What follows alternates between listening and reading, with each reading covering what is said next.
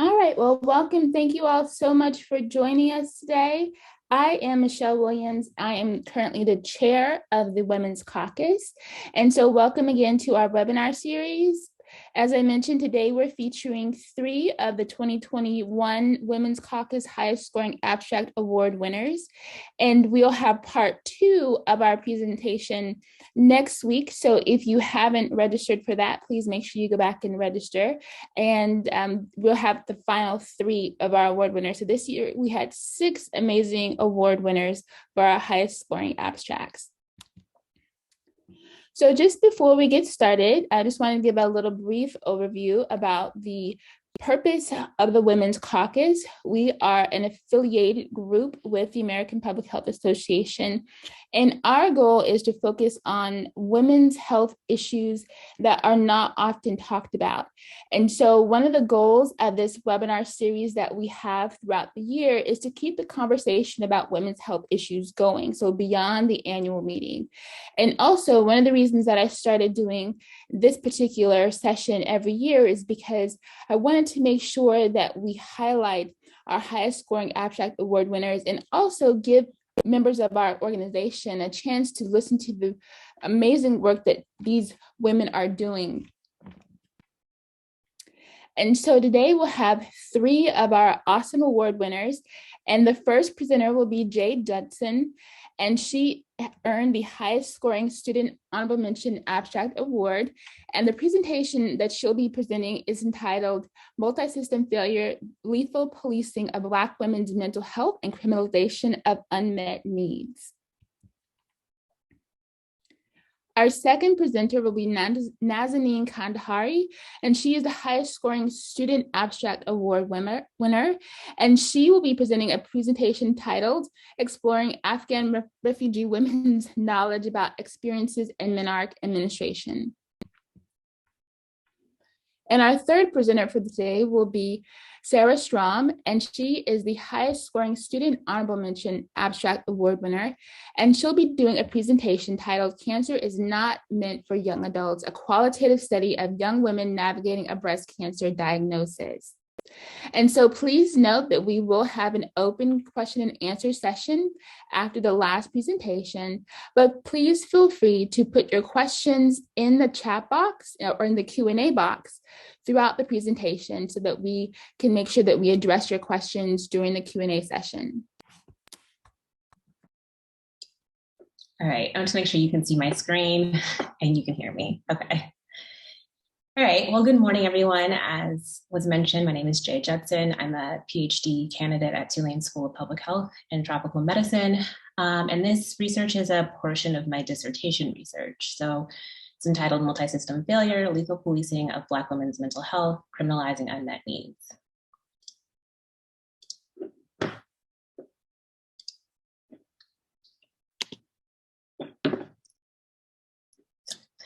Okay, so wow, sorry about this.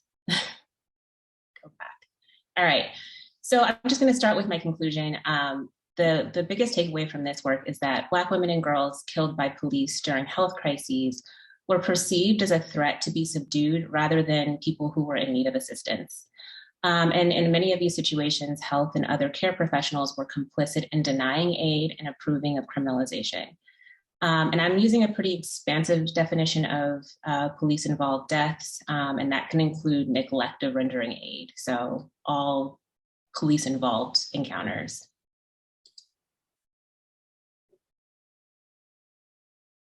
So we know that Black women and girls face distinctive vulnerabilities at the intersections of their identities.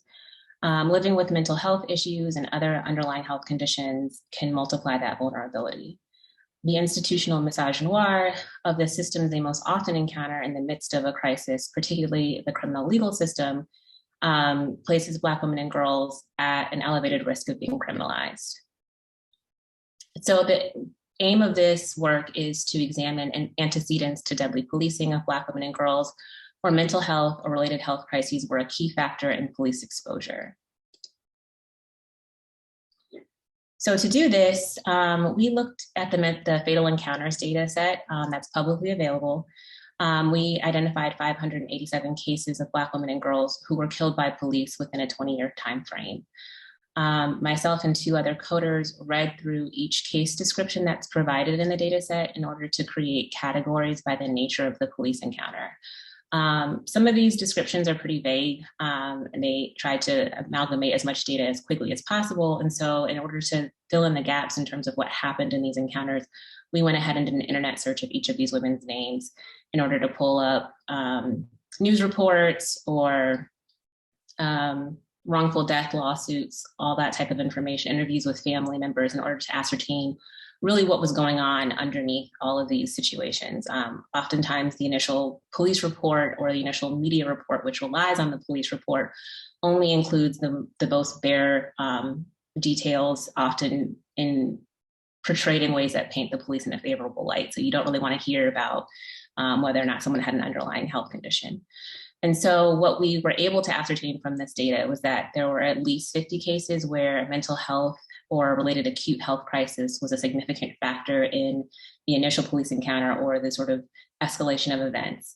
And I say at least instead of a definitive 50 because every time we sort of go through the data again or go through another internet search, more information becomes available about these women that wasn't previously available. Usually in those wrongful death lawsuits, the family will share information that wouldn't have been available otherwise.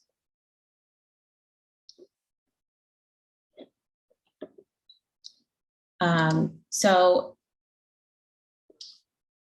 to present two cases of these around 50 cases, I wanted to talk specifically about Sharice Francis and Anna Brown, who were both 29 years old when they were killed. One lived in Queens, New York, the other in St. Louis, Missouri.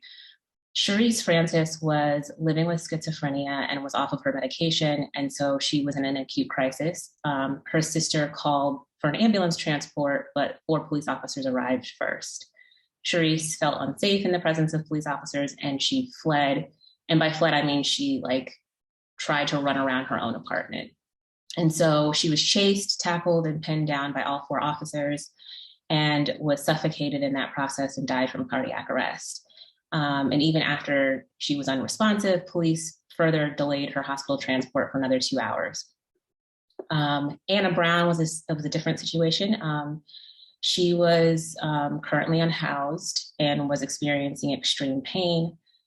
She visited multiple emergency rooms to try to get care, and in each time she was provided substandard care.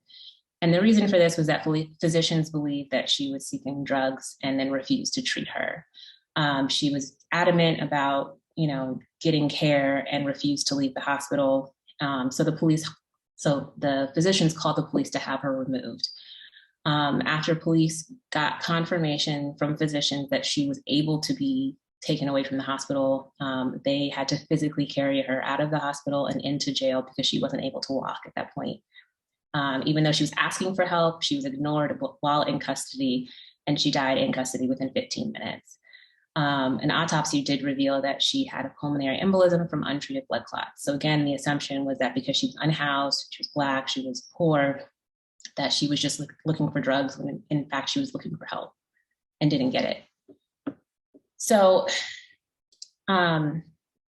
across these cases, there were several trends in terms of what were the underlying factors that led to police involvement and what eventually escalated into a death. A lot of these cases were women who were causing a disturbance in public. They were acting erratically in public and somebody called the police. And in those cases, most of the time that their mental health issues were unknown to the police.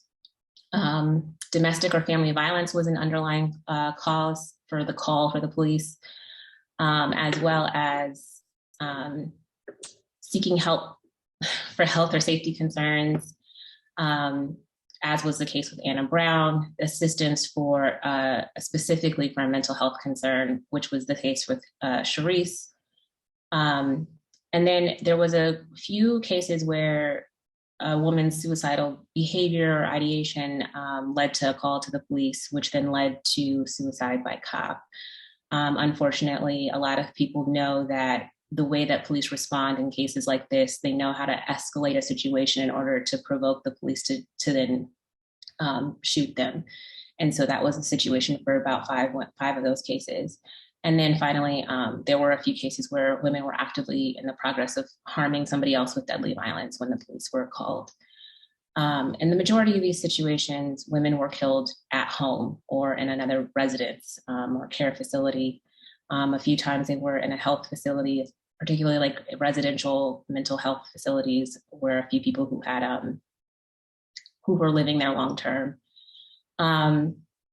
Less often were they killed in public or on the street or in custody, as was the case with Anna Brown in that case of neglect. And then a few women were killed in their vehicles, usually in the process of like a car chase or another traffic stop gone wrong. I know that a lot of folks always want to know where police involved deaths are concerned, what if those people had weapons, and in order to oftentimes rationalize or justify the type of violence that they experience. And in a lot of these cases, these women were unarmed. But for this group of women who were experiencing mental health issues, the majority of women had, if they were armed, and that's a typo, they had a sharp object. And usually, again, these were household knives. So you're at home, you're in the middle of crisis, you pick up whatever's closest to you, and usually that's a kitchen knife. In a few situations, they were scissors. So like, these are not things that are necessarily the type of weapons that you would expect to be met with the type of deadly violence that they were experiencing, particularly in light of the other health and mental health crisis that they were going through. A few women had guns, and then a small number of women had like a blunt object, like a baseball bat or a candlestick, again, just reaching for whatever is within arm's reach. And then from a public health perspective, we always want to know, what are these other factors that are important to understand in terms of the totality of what women are experiencing as far as all of these intersecting situations. And so in about 10 of these cases, there was direct involvement from a health or care provider. So like with Anna Brown, the physician was directly involved in her exposure to police. They called the police, they okayed her being taken away from the hospital. And there were several other cases where social caseworkers or other mental health professionals were the people who called the police because they felt like they couldn't subdue or control the women that were under their care. And some of these cases, their involvement resulted in accusations of their faking their illness and then being denied care instead of being met with a police response. Many of these women had repeat police visits. So what that lets us know is that the police officers were aware of their mental health issues because they showed up to their house over and over and over again because of disturbances or being off their medication and threatening a neighbor or something along those lines. Many of these women were experiencing substance use disorders, insecure housing. A couple of these women were in the midst of evictions. And then there were other underlying health issues that were significant in terms of how they influenced how these women were experiencing their lives and how they were responding to the presence of police.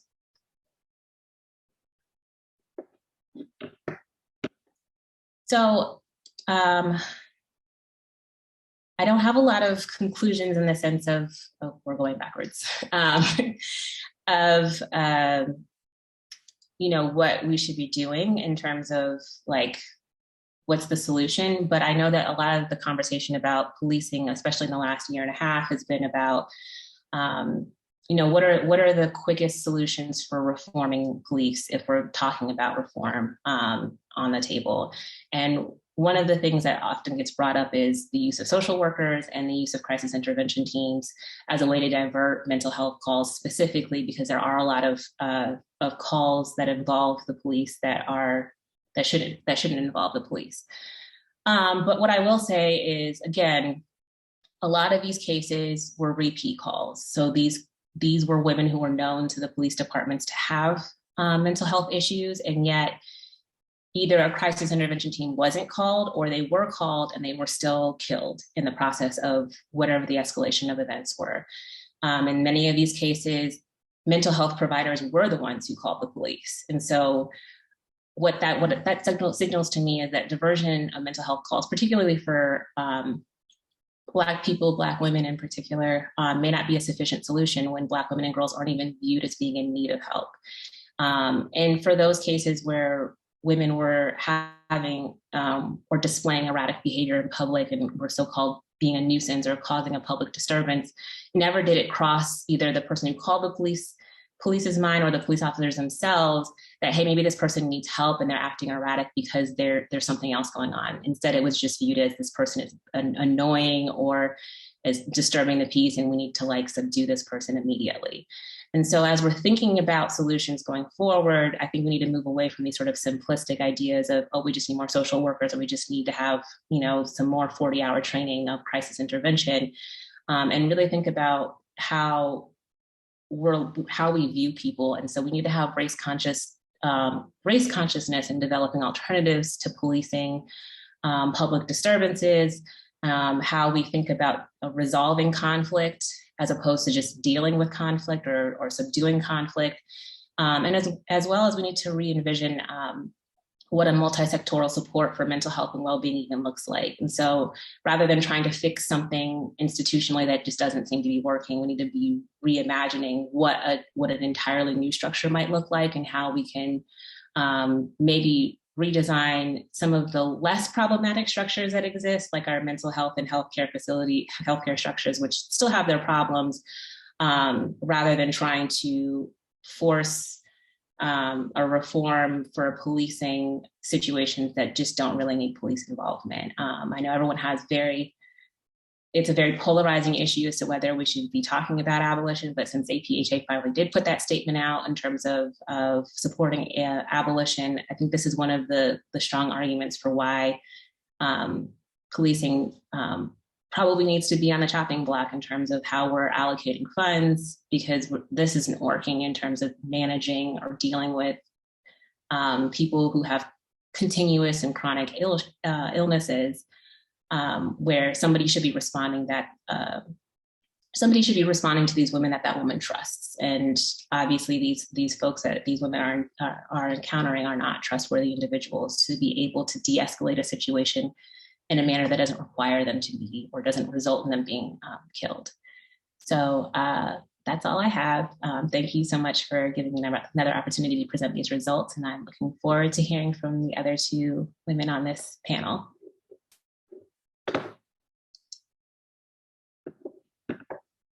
So much, Shay, for all of that amazing work. Okay, can everyone see my slides okay? Great, thank you. Good morning. My name is Nazineen Kandahari, and I'm presenting to you on a project that is part of a bigger community-based participatory research project to create novel healthcare and health education interventions among Afghan immigrant people. This is a qualitative study about Afghan refugee women's knowledge about and experiences with menarche and menstruation. I have no disclosures today. Before I go into talking about what we did, I want to first talk about why we did what we did. There are nearly 6 million Afghans who have been forcibly displaced from their home. That makes Afghans the third largest displaced immigrant population in the world. And in light of the deteriorating situation this year, these numbers only rise. Over 500,000 people have been displaced into other countries in 2021 alone. And Afghan women and girls make up the majority of those displaced. We know that Afghan women are likely to be at risk of worse health and healthcare access for a multitude of reasons. For example, women in Afghanistan are unable to leave their homes without a male relative. They are unable to equally access education. The secondary school completion rate for Afghan women in 2010 in Afghanistan was 14%. And they are unable to equally access the workforce. And health workers in Afghanistan refuse to provide contraceptives to unmarried women because women who have sex outside of marriage can be punished by being imprisoned, lashed in public, or worse. And that was before the Taliban regime. Therefore, we must understand and address the health needs of Afghan women. Before I go into my methods, I want to describe my positionality beyond being the principal investigator of this project. My family and I are forcibly displaced Afghans. My parents raised me proudly immersed in Afghan values and traditions. However, I would never claim to know what it means to be Afghan. I will never know because there is no one way.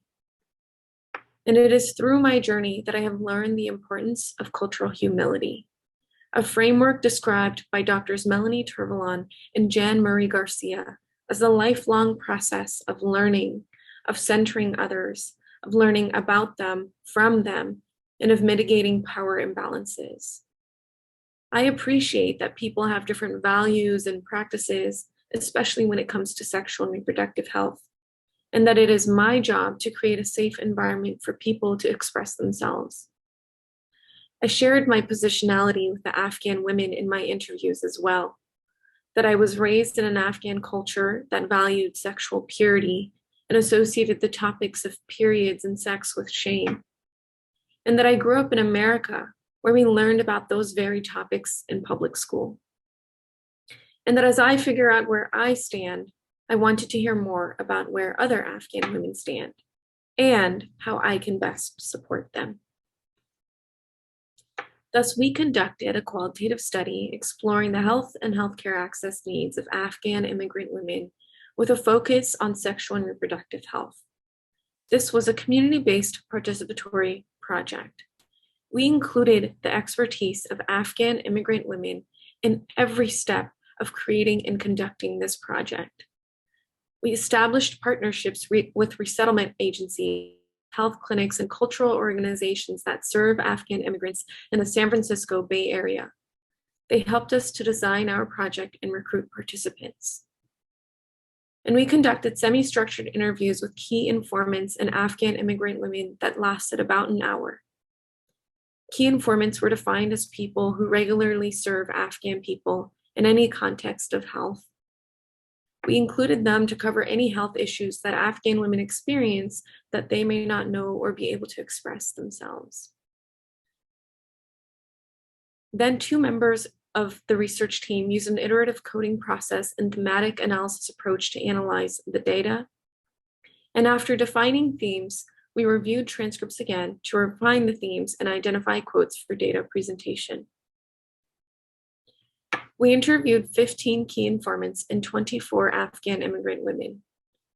Among the Afghan women, the mean age was 33 years old, and the mean years of having lived in the United States was 5.5. We found a number of themes about Afghan women's experiences with menarche and menstruation. For the sake of time, I will now highlight a few.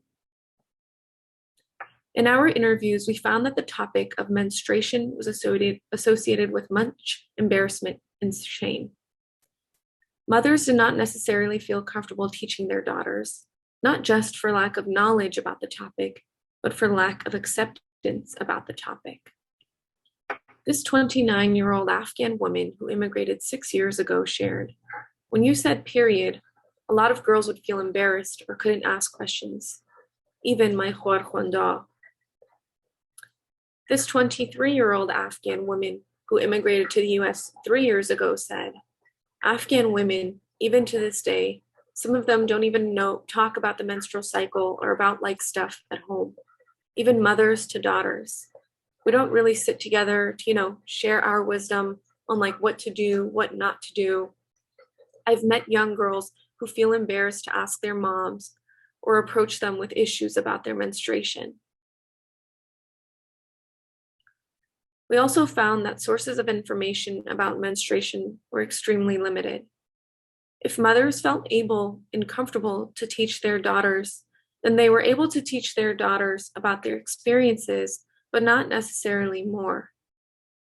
Our participants said that they were not taught about why they got periods, or how to care for themselves during their periods, or what is considered abnormal when it comes to menstruating. This participant said, "When people don't know something, honestly, it's so hard. In those times in Afghanistan, there weren't even phones. At least now people see things from their phones and the internet. Those times, there wasn't anything and nobody knew anything. And important to note that she refers to those times in Afghanistan, but she had only immigrated 6 years ago. So these are problems that our current patient population is living with. We also found that a number of women reported traumatic experiences with menarche. Oftentimes, this was due to the cultural shame and embarrassment that we've already talked about, but it was also due to the fear associated with the general topic of sexual and reproductive health. Knowing that postcoital bleeding is used as an indication of one's virginity in Afghanistan, and that women who have extramarital sex are punished, caused for fear of similar consequences when girls experienced menstrual bleeding. And women carried that trauma with them long term. This 30-year-old woman who immigrated 5 years ago said, "For about 1 year after menarche, I was scared to tell anyone this thing was happening to me. And every time that it happened, I would cry excessively, asking, 'Why, God, is this happening to me? Who should I tell? How do I tell them? What if they hurt me? What if they kill me?' I was scared. My thighs would chafe. I would cry internally because I couldn't find a way. I was crying internally, screaming even, but by tongue, by eyes, by face, I couldn't tell anyone anything. That I couldn't even walk because my legs, between my legs, had worn away. The things I'd use for my period were too big because I was afraid. I needed to put something big so that my clothes wouldn't get soiled. And I would get it wet. After washing it clean, I'd put it back wet and use it like that. I think my chronic back pain came about because of this." This is a different 30-year-old woman who said, "Even though my mother is a progressive woman, she went to school. Before I got my period, my mother had told me, 'You are not supposed to bleed there. If you bleed, you will die.' She was thinking something shouldn't impact me there, or that I don't engage in anything else, or that there isn't anything else going on, that's why. So the first time I got my period, oh, the world went dark on me in a different kind of way. I'm going to die now, I'd think, every time I'd go to the bathroom and clean it with toilet paper and cry." And these participants were merely a glimpse into this project. Our study highlighted how Afghan women have unique educational needs and experiences with menstruation. There is a need to address the sexual and reproductive needs of Afghan immigrant women. First, I thank the Afghan women themselves for their immense bravery, resilience, and unwavering hope. I thank my sister Nilufar Kehani, who is an undergraduate at UC Berkeley studying public health, and who co-founded this project with me and has been instrumental in making it happen. I thank my mentor, Dr. Susan Lee Ivey, for her unparalleled and unwavering support. I thank Dr. Zareen Noor and Zirguna Rahim, my fellow Afghan immigrants and mentors who have been critical in my work and my well-being. And of course, I thank the Albert Schweitzer Fellowship, the UC Berkeley School of Law Human Rights Center, and the Center for Race and Gender for funding our work and investing in it when it was just an idea.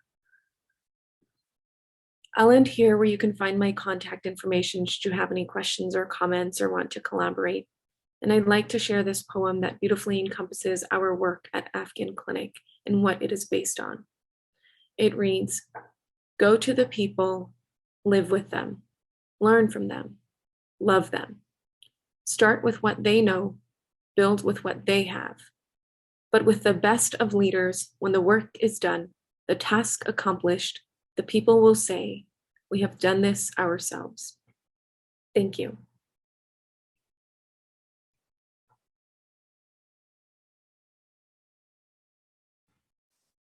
Thank you for that beautiful presentation. I'm going to go ahead and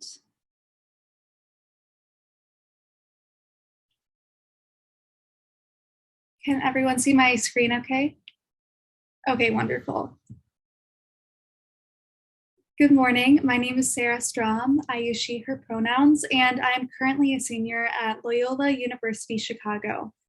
Thank you to the APHA Women's Caucus for the opportunity to share the findings of the study, Cancer Care is Not Meant for Young Adults, a qualitative study of young women navigating a breast cancer diagnosis. I would like to acknowledge my mentor and senior author, Dr. Tamara Hamlish, and all the young women who generously shared their stories with us. I have no disclosures. So although women under the age of 45 make up a small percentage of the total cases of breast cancer diagnosed in the US each year, this age group is distinctive for several reasons. Young women are often not diagnosed with breast cancer until they experience symptoms, and existing breast cancer screening with mammograms are not effective in younger women. And women under 40 who are not identified as high risk are not eligible for screening. And women 30 years and under face even greater barriers to diagnosis. And as a result, they're diagnosed at later stages and have higher rates of mortality compared to women who are over 30. The goal of the study is to document the experiences of young women diagnosed with breast cancer in order to identify barriers to diagnosis and opportunities for health system change. I also apologize, I live very close to the train, so you may hear them in the background. We conducted a qualitative study of the diagnostic pathway of breast cancer in women under 45 years old. We developed and tested a 52-item survey with demographic information and open-ended questions about their experiences. We distributed the survey through online cancer support and advocacy groups. A total of 163 respondents completed the survey, and this presentation focuses on the 25 respondents who were diagnosed at age 30 or younger. So the average age at diagnosis among participants diagnosed at 30 years or younger was 27 and a half. The majority of respondents were non-Hispanic and white, and at the time of diagnosis had private insurance, were working full-time, were married or living with a partner, and were college educated. And we recognize that this sample is not representative of the population of young women diagnosed with breast cancer in the United States. And while we shared the survey broadly on social media, our recruitment method was not effective in engaging young women of color or young women who are low income. And we are currently working to address this through further recruitment. It's also important to note that any individual with breast tissue can receive a breast cancer diagnosis, including non-binary and transgender individuals. The sample is composed of transgender women. So for the purposes of this presentation, I will be discussing the experiences of cis women. Mammography is currently the standard of care for breast cancer screening. And with this standard of care, an abnormal screening will trigger diagnostic imaging and eventually a biopsy, which is how a cancer diagnosis is confirmed. Our patient experience model explores the differences between the standard of care and the experiences of young women as they move through a breast cancer diagnosis. And one of the biggest differences is that young women are not screened for breast cancer. And this is important because screening is not only a way to detect breast cancer, but it's also an opportunity for health education and patient navigation. Since young women do not get screened, they miss out on this early opportunity to learn about the disease and its risk factors and to get support in moving through the diagnostic process. Instead, they discover a symptom, make an appointment with the healthcare provider who will then evaluate the symptoms, and then they're referred for a diagnostic mammogram or ultrasound. And once they reach this phase, things generally move pretty quickly to biopsy, confirmation of diagnosis, and treatment planning. And while our representation here is linear, it's important to note that young women may cycle through each phase, sometimes numerous times, before they're able to move on to the next phase. And there are a number of barriers that can interfere with a young woman's movement along the diagnostic pathway, many of them being age-related. Participants in our study were most often diagnosed with stage 2 cancer, with a large number also being diagnosed with stage 4. Nearly 30% had a family history of breast cancer, although not all of these would be considered high risk. 10% were pregnant at diagnosis, and a third had children. And these factors are important because pregnancy under 30 is generally considered a protective factor for breast cancer. So when a young woman discovers symptoms, she may not know what to make of them or whether she should take them seriously. She may attribute symptoms to breastfeeding or her menstrual cycle and wait to see if they resolve on their own. In the case of one respondent, she goes through a checklist of why it could not be cancer. She had no known family history, she felt she was too young, and it seemed movable, which didn't fit the criteria for breast cancer tumors that she had found online. And women who are 30 and under also express concerns about practical matters that disproportionately affect this age group. And several participants shared experiences similar to this participant who did not want to take time off of school and work and shared her concerns about paying out of pocket for a clinic visit. And several participants shared that they only sought medical care because their mother or partner insisted. A young woman reaches the exploration phase when she makes the decision to seek medical care. At these visits, they are often reassured by providers that there's nothing to worry about and that their symptoms are due to other causes or they're too young to have breast cancer. Even when providers refer young women for diagnostic testing, they often tell them that it's just to be safe and that there's nothing wrong. One young woman shared with us that her provider was adamant that it was nothing and told her that she would be shocked if there's anything serious, so I didn't need to worry, but wanted her to get checked out just to be sure. And this young woman was diagnosed with stage 4 disease and will be in treatment for the rest of her life at 27 years old. And these reassurances can be comforting, but some participants reported that they accepted the reassurance and waited until the symptoms got much worse before they followed up again. Other participants reported that they did not feel that their providers took their symptoms seriously and looked for a second or third opinion. Young women felt heard and cared for when they were fully evaluated, even in those cases where providers told them that it was nothing but still referred them for imaging. In the case of one young woman, she saw 3 separate providers who all told her it was nothing, and it wasn't until her mother stepped in that she was able to get a full evaluation of her symptoms. Even when young women are referred for imaging, they may encounter barriers to timely care. Several young women shared that they delayed diagnostic imaging because they did not understand the urgency, were concerned about the cost of taking time off of work, or were unable to book an appointment in a reasonable amount of time. They're often not comfortable navigating our fragmented healthcare system and relied on their healthcare provider to schedule diagnostic tests. And diagnostic imaging is not always accurate in young women, and therefore they may get a false negative result. One participant shared that the radiologist insisted that the lump that she felt was not cancer and told her to come back in 6 months. She notes that she had a small amount of doubt, but he and his nurse were nice about it. They were all just wrong. Once a young woman makes it through imaging, biopsy often happens very quickly, and several participants reported that it happened that same day. In the case of one participant, she rejected her doctor's reassurances and sought a second opinion. And the second doctor sent her for an ultrasound, which triggered a biopsy, and her diagnoses were confirmed that same day.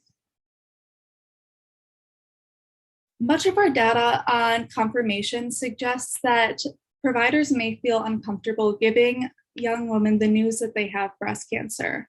And several respondents noticed a sudden change in the provider's demeanor from chatty and relaxed to somber and serious. Several respondents shared experiences similar to this young woman whose provider insisted that it was not cancer, but when he called to give her the diagnosis, he started to cry, and she ended up comforting him upon her diagnosis. Participants reported a lack of resources and information specifically for women in their age group. And many participants reported that looking for information online increases their distress with too much information that was not accurate or evidence-based. One young woman diagnosed with stage 4 cancer looked online for information, and she recalls that she made important life decisions based on information that was not appropriate for her particular circumstances. She said, according to the internet, I should be dead and not cancer-free for almost 4 years. WebMD is a nightmare. We found several factors that had a profound impact on the diagnostic pathway for young women across all stages. Financial factors, including things like paid time off, high out-of-pocket costs and deductibles, and job insecurity were identified by participants as major barriers in the diagnostic process. In one instance, a participant shared that she had chosen the cheapest insurance, thinking that she would not need it, and later reflected that the joke was on her. Even young women who had good job security or insurance were acutely aware of the potential for financial toxicity and commented their gratitude for having access to healthcare. This was the case of one participant who shared, I am fortunate to have excellent insurance carried by my husband with low out-of-pocket costs, and getting the time off I needed was a non-issue. Our data shows that young women who feel empowered to insist on answers for their concerns and providers who are persistent in evaluating symptoms reduce delays in time to diagnosis, in contrast with women who did not challenge a provider's recommendation to not worry and come back in 6 months to a year. Our data also suggests that university hospitals and comprehensive care centers may be more prepared to deal with the complexity of diagnosing breast cancer in young women, which can help reduce delays and provide a smoother transition to treatment. Our patient experience model shows that by the time a young woman is diagnosed with breast cancer and meets with her cancer care team to begin treatment, she has often already navigated significant barriers. She may feel overwhelmed not only by the diagnosis, but by dealing with a fragmented healthcare system, insurance issues, scheduling issues, misinformation, and in some cases, misdiagnosis. Young women often have had not much experience navigating the healthcare system and may not know how or where to pursue answers, even when they feel that they are not being taken seriously. We found that young women felt well cared for when providers followed through with referrals and scheduling for diagnostic tests, paid attention to insurance issues and costs, such as making sure referrals were in network, and made sure that the young woman's concerns were fully addressed. The next steps in our analysis of these data include going beyond clinical factors to understand in more detail how practical, psychosocial, and systemic challenges shape the diagnostic pathway for young women. And the patient experience model will also allow us to identify opportunities to improve the diagnostic pathway for young women with breast cancer. And here's my contact information. And thank you so much for listening. So now to the great part, we're going to open the floor for questions and answers. If you would like to ask a question, you can either place a question in the chat box or the Q&A box, or you can raise your hand and I will unmute you so that you can ask a question. So we're going to open up the floor to questions and answers. Well, I will break the ice by starting to ask a question. My first question is for Jay. So you talked about some very intriguing case studies of Black women who had significant, well, ended up dead because of significant system failures. And there are some interventions in place that are reducing the number of police that are going out on calls and providing more access to mental health professionals. Do you think that that is a type of program that would be beneficial in more communities? And how do you think we could go about implementing those types of programs? I mean, I think as a short-term stopgap, it's okay. But ultimately, I don't think that that's a long-term solution, because many of these women who were killed, it was the crisis intervention team that showed up. So they still were killed. Or no one thought that they needed to call crisis intervention because they were not perceived as being in need of help. So if Black women are not perceived as victims, which is a trend even with like things like sexual violence, domestic violence, Black women are not perceived as the victim, so they don't receive the same type of help that these interventions or these changes are designed to fix. The underlying issue is always going to be the perception of a racialized person rather than the actual issue that they're dealing with. So I don't think in the long term that police involvement is the solution. I think that there needs to be time spent on thinking about how we build a new solution that doesn't involve armed humans.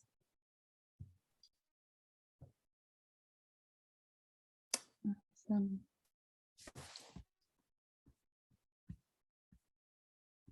All right, so I have another question. This question is for Sarah. Sarah, I also do work with breast cancer survivors, and I'm often shocked when women tell me the age at which they were diagnosed. The population that I work with are primarily African-American women, and the majority of them are diagnosed before the age of 40. And I think that the narrative within a lot of healthcare facilities is that the average woman is 65 years old. And so what do you think could be done across the board to just change that narrative so that more women, younger women, are not seen as necessarily, I guess, that rare, and get some of the reactions that you mentioned from the respondents, people saying, oh, you're young, it's nothing, that type of thing. Absolutely. And thank you for your work with young women. It's really amazing to hear that. I think one of the most important things that could be done is health education on young women diagnosed with breast cancer across the board. So that looks like educating young individuals with breast tissue about their risk. That includes educating healthcare providers about what needs to happen to ensure a more timely diagnosis, such as ensuring that when someone comes in with a breast symptom, that they are persistently followed up with, even if it appears to be benign, just to make sure that they're not sent home and it's allowed to fester. I think just a lot of health education needs to be done. Thank you for your question. Thanks. Questions from the audience, attendees?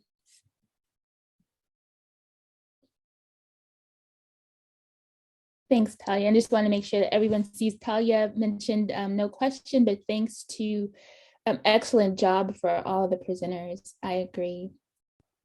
So I have a question for Nazineen. This is a significant health issue that I think still not only affects Afghan refugee women, but also other women in the US. What do you think needs to be done? I mean, it's 2021. The taboo related to periods needs to end, like across the board. What do you think we could do across the board? Thank you, Dr. Williams, for that question. And I think it's a great one where we need to collaborate more with the people and communities to find the answer to.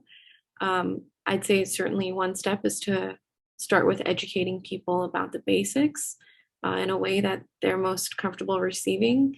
Therefore, they can kind of move it forward and promote intergenerational and education in that way.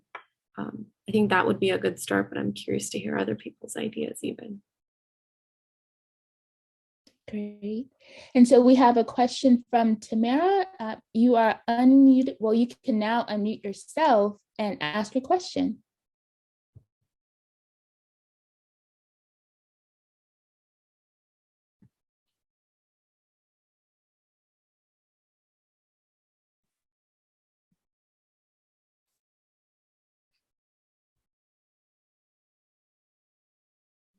Sorry, I was having trouble unmuting because I'm on my phone. This is a question, and I'm sorry, I'm on my phone, so I can't look at the presentation. But for the woman who presented on the Afghan women, I'm kind of curious that often in cultures generally, that there are women pass on knowledge about menstruation, about birthing, about about sex, whatever information is, however it's shaped in that culture. And it sounds like that is somehow been either disrupted or somehow taken over by a different narrative. I'm just curious how women, if there is any sort of women's culture that shares information, or if what you found is the dominant messaging. Yeah, thank you for that question. I think it's hard with a qualitative study to try and get some sense of like how common one thing is over another.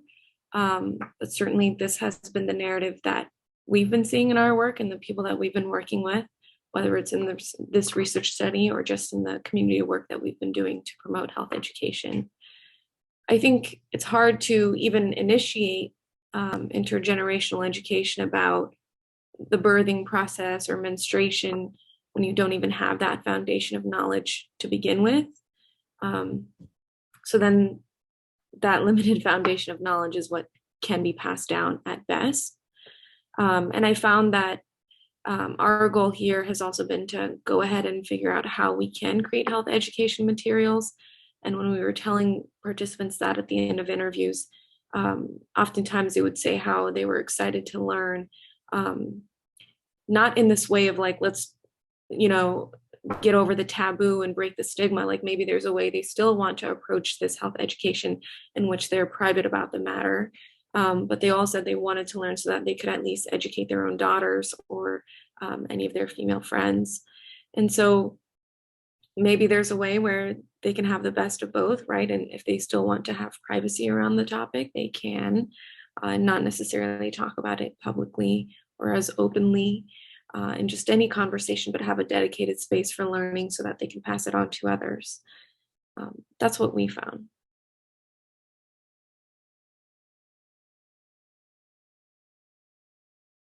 Awesome. Thank you so much for your question. Other questions from the attendees?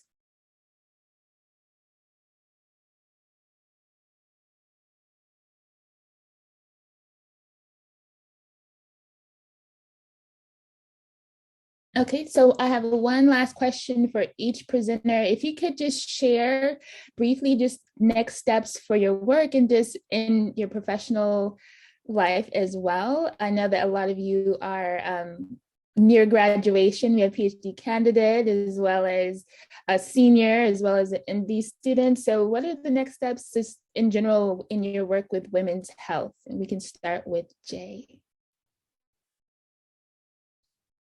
I mean, the quick answer is to finish analyzing data and write up results. But this is just a portion of the thesis.